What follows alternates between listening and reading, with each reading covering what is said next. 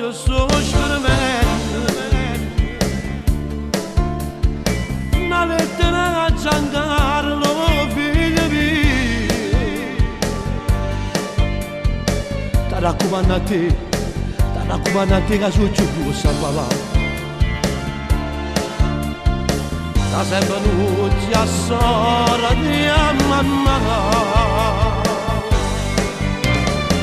non mi mannaggia a dire sti parole ma quale esempio mi saputo dare oggi saputo tutte cose vere sta lettera non dice la verità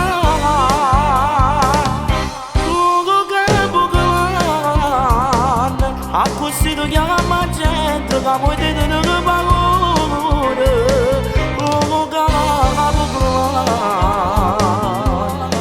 ma che puoi chiamare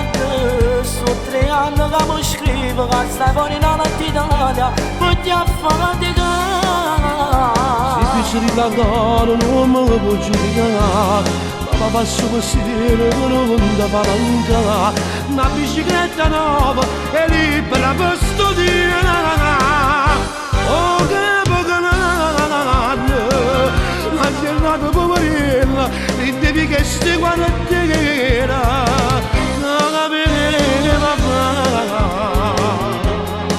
dimmelo tu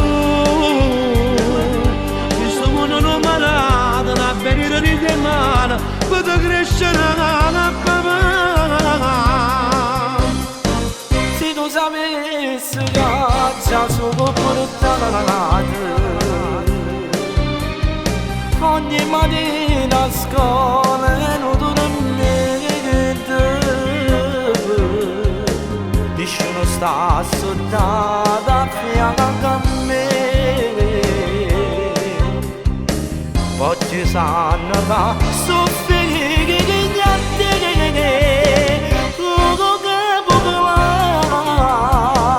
a così tu chiama gente che mi dicono che paura